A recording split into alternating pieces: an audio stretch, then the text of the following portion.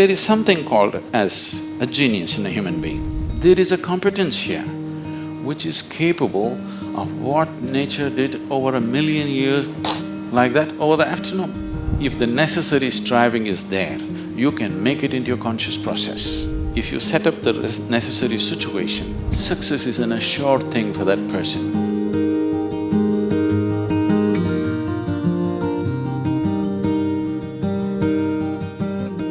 Small things or big things, it doesn't matter. In every single act, a human being longs to be successful. Life is an infinite number of doorways. If you're very diligent, you will open a few of them. If you're brilliant, you'll open many of them. But if you're truly vibrant, then they will open for you. The process of being successful becomes so complex for people that why they're working towards it is generally completely forgotten, and they will start evolving concepts of success, all kinds of concepts. What is being successful? I would like to… Can I tell you a joke? You're looking so serious.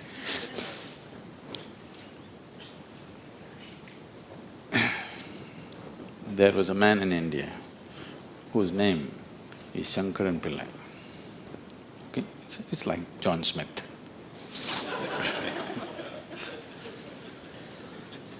His son came to United States. Obviously, an Indian young man means he's a software engineer. He went to Texas, Houston and started working there. Then he fell in love with a white American woman. He struggled because back home, this love affair is a crime. He struggled and struggled, then one day told his mother, then the mother informed the father, and the father exploded. He went back home to convince him, didn't work, because in India, if you have to get married, they're tracing your family tree for 5,000 years. They're looking at the genetic purity of the person that you're marrying.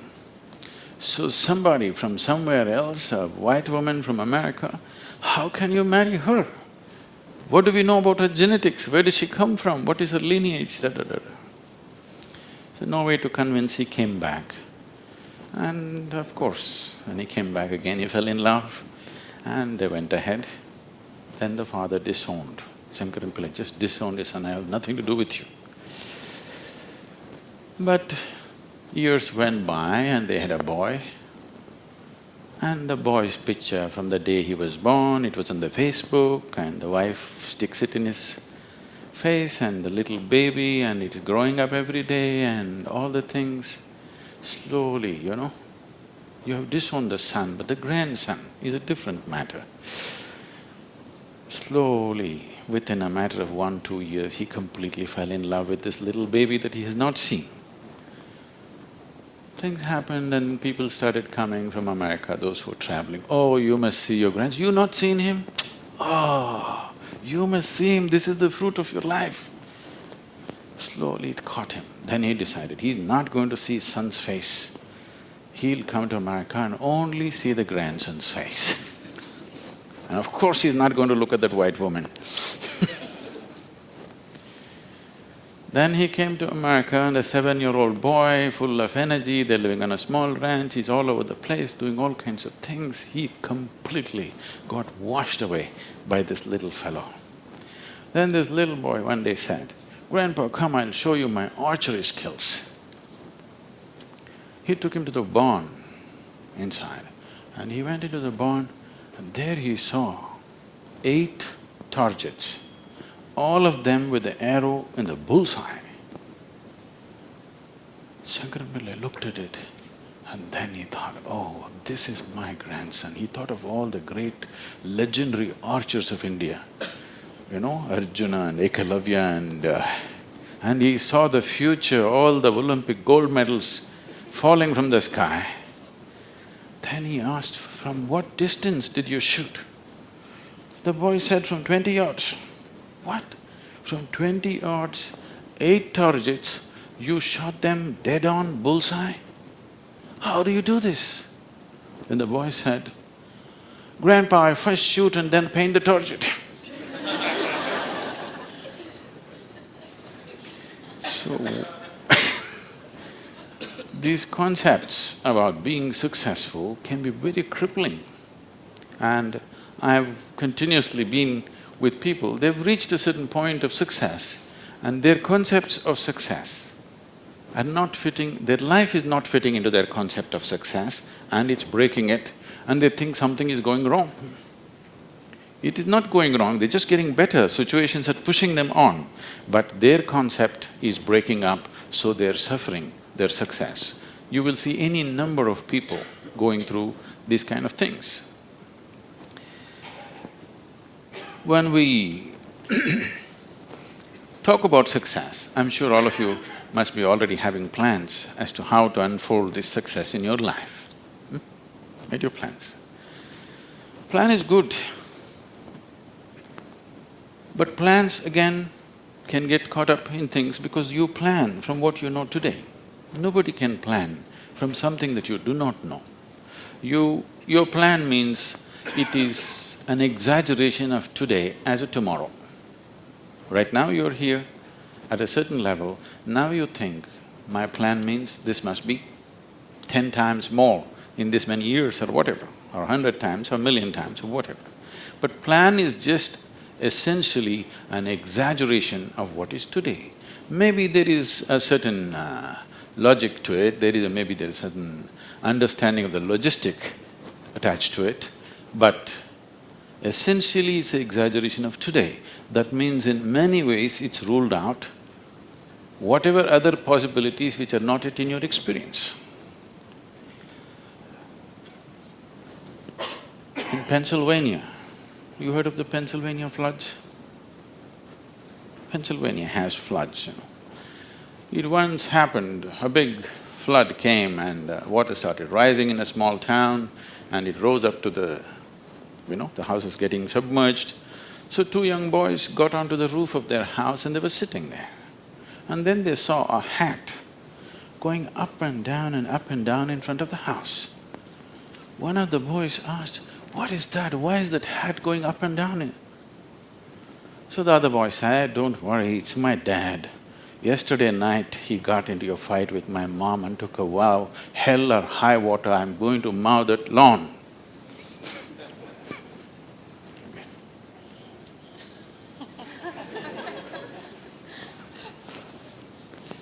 So, plans can be debilitating.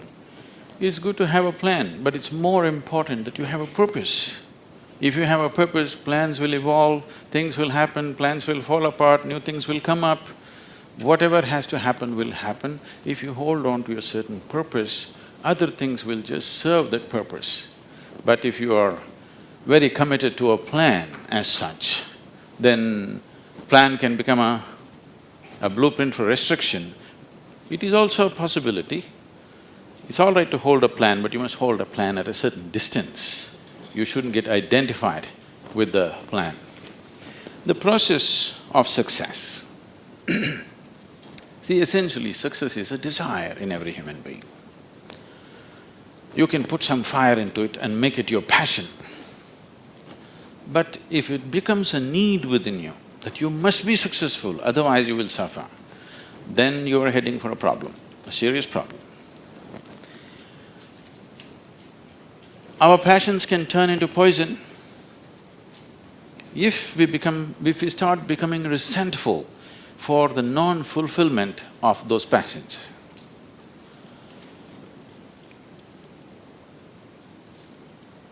When I say turning into poison, today there's substantial medical and scientific evidence to show that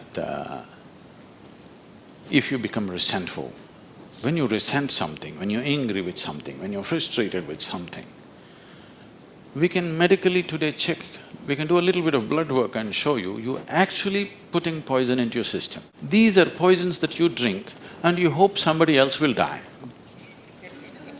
Life does not work like that. If you drink poison, you die, and it's fair. It's very fair, isn't it? If you drink poison, you must die. I drink poison, I want him to die. It doesn't work like that. So these emotions always take away the fundamental ability. See, there is something called as a genius in a human being. Every human being has it, every human being touches it at some moment of life. But the question is, how often do you touch it? That's a question. You sparked once in your lifetime, that's not good enough. You must be sparking all the time, isn't it? What is genius? There are many ways to look at it. One simplest way to look at it is, when we say intelligence, we are always thinking logical thought.